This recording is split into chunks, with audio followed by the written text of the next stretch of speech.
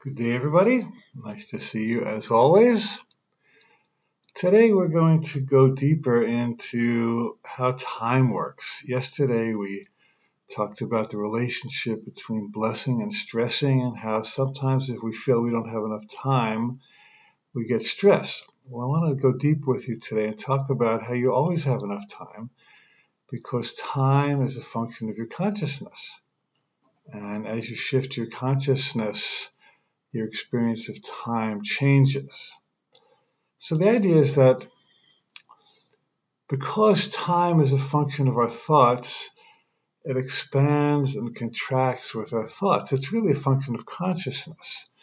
And in a way, it's kind of rubber in the sense that when you're stressed, time contracts, and when you're relaxed and open, or you're in your right mind, time opens up. Let me tell you two really interesting stories that were pretty much time miracles that you can have as well.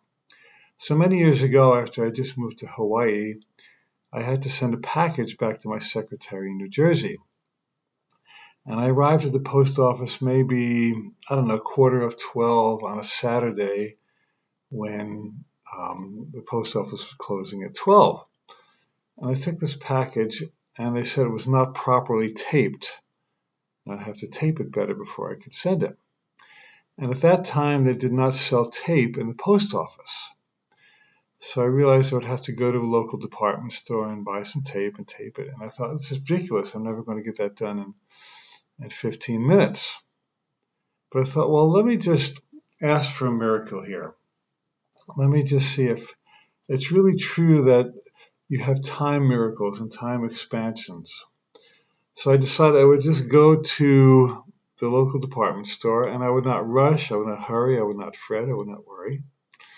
So I calmly got in my car. I drove several blocks through town to a small shopping center.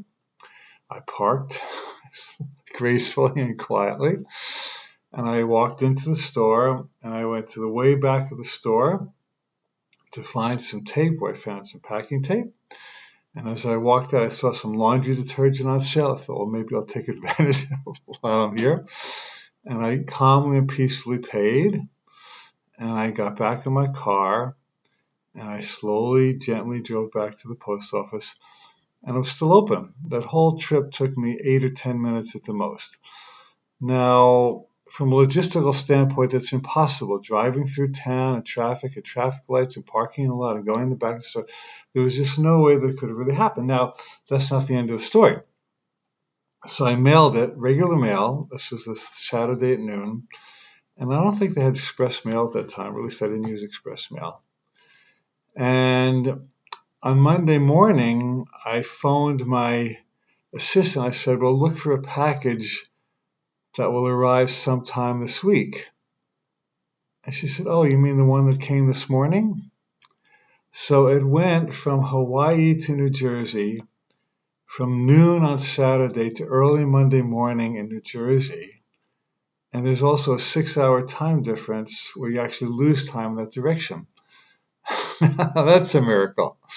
How that happened, I really believe that Spirit was kind of giving me what they call a God nod, saying that when you relax and you flow, all kinds of things happen in timing that would not have happened if you were stressed. Now, one more example. Also, years ago, I was working at a retreat center doing a program. And at the end, I had to go back to Hilo Airport, which is on the Big Island. And it's about a 45-minute ride. And I was taking somebody else to the airport, and this fellow lost his ticket. They didn't have electronic tickets at that moment. And so he was scrambling, looking for his ticket. He was flying back to the mainland. And my friend and I waited, and we just had to go at some point. So finally, he found his ticket, and it was just 30 minutes before our plane was to leave. And it's a 45-minute drive to the airport. But I thought, well, we'll help the guy out. If I have to miss my plane, I'll get another one. So we drove, and I don't know how it happened, but we got to the airport. I I went to return the rental car, and the plane was just about leaving. I was the last one to get on the plane. That was also impossible. The plane was on time. So we made a 45-minute trip in half an hour without speeding, and I returned a rental car. So how that happened? So let me explain how this works. So the entire world is a function of our perception, the physical plane and the temporal plane, which means that what happens to us in time is really a reflection of what's going on in our mind. And this is why it's impossible to manage time without first changing your mind. All external change proceeds from change in consciousness. And this is why when you're really rushed and bugged and uptight, you hit all the red lights and there's construction and there's a slow driver in front of you. And when you relax, you're just in the Tao, you're just in the river of flow, you're with the force is with you. And you hit all the green lights and you arrive in perfect time and everybody breathes. So if you're rushed, it's time to not rush harder, but to step back and breathe and get back into the flow. And this is why someone once said, a poet said, lovers make a fool of time. Don't you love that expression? Lovers make a fool of time. What does that mean? It means that, you've all been in love at some time with someone.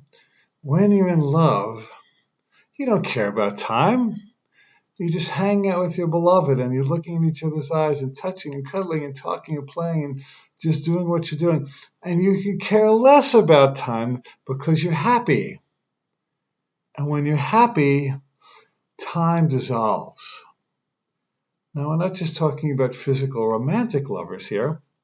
We're talking about when you're in love with life, when you're in love with yourself, when you're in love with your pet, when you're in love with nature, when you're in love with God, when you're in love with your spiritual practice, when you're in love with your art and your writing and your music. That spirit of love literally raises your vibration. So the density of time is no longer in your consciousness. It's kind of like rising above the atmosphere of Earth. After a while, the gravitational force in the atmosphere does not impede you because you have risen to a higher vibration. Now, what have we been saying this entire quarantine time is that dis-ease and stress function at a very dense vibration. And if you're in a dense energy, then they have hold of you, they have a grip over you. When you raise your frequency through prayer, meditation, loving, napping, yogaing, being outdoors, anything that raises your frequency gets you out of the gravitational pull of disease, stress, and time. You see, it's all coming together now, isn't it?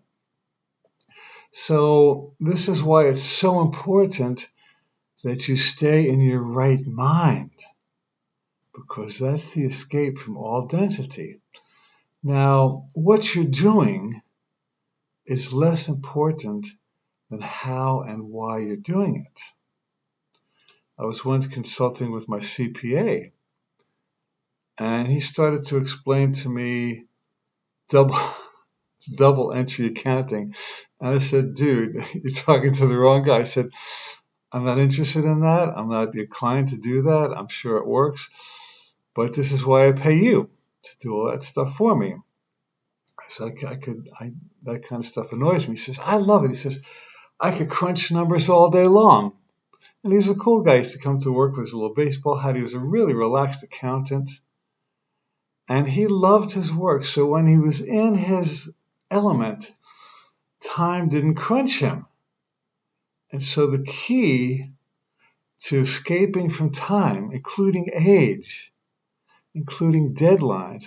That's a horrible word, isn't it? Deadlines. It means if you don't do the thing by the time you're going to die, well, that's kind of a stressful attitude, isn't it? How about a lifeline or a goal or a visionary time to complete rather than a deadline? You can reframe all of your time concepts. So I'll give you a little clue now about how to know if you're in your right consciousness. If you are very aware of time, you're not in your right mind because you're not doing what you love. Am I making sense? when you're in your heart, in your expansive state, you're not counting time. And that means you're in your right mind. But if you're all worried and bundled up and bunched up about timing, then you're actually in a state of tremendous contraction. And this activity is not for you. So if there's a way you can dump the activity, do it. Or if there's a way you can do the activity without worrying about it, then time will not bug you. And there's a wonderful affirmation I love, and it's that God's timing is perfect. God's timing is perfect. Divine order, divine timing. So if you're late for something, or you're worried about, will I get the house on time? Will I find my soulmate by the time I can still have babies? Will I find my soulmate, period? And you start worrying about the timing of things, the best antidote affirmation is God's timing is perfect. Everything unfolds in its perfect, divine order of timing. How good does that feel? Heard a funny story about a woman who was driving to see her therapist for her weekly therapy appointment. And she got on a skinny road, and she was behind, there was a one lane on each side, and there was a slowpoke in front of her. And she kept trying to find an opportunity to pass because she was late, but she couldn't. She started honking and putting her lights on and blah, blah, blah. And she got more and more uptight. Finally, she had an opening, and she got to pass this slowpoke of a car, and she looked over, and it was her therapist. The therapist was equally late. So you have to trust. Course in Miracles says that trust is the foundation of spiritual mastery. And if you're worried about time, you're not trusting. Everything is fear or love, trust or mistrust, lack or supply. And time is really an abundance issue. See, if you're affirming enough money and enough health and enough relationship, but you're not affirming enough time, then you're missing the whole point of abundance. Because if God created everything in utter abundance as God did, then God also created enough time with enough abundance. So time is a fantastic continuum upon which to practice abundance consciousness. Lovers make a fool of time because when you're in love, there is no time. Someone said, the length of a minute depends on which side of the bathroom door you are. In other words, if you're in the bathroom, just taking your time. But if you have to go to the bathroom and you're waiting, a minute feels like an hour. So what you want to do is go back to relax and trust and recognize that God created all things in utter abundance. And when you're in love, in any form of love, when you're in a love mindset, so there's always enough time. There's enough of everything. There's enough time, enough of money, enough lovers, enough nature, enough health, enough of everything.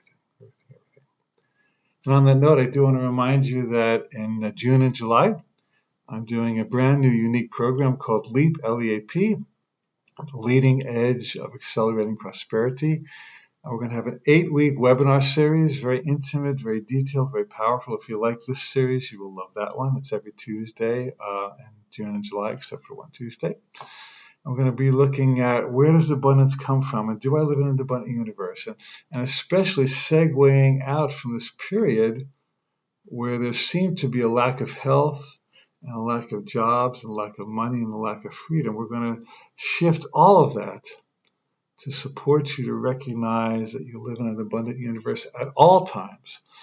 And the universe is showering gifts on you from every angle at every moment.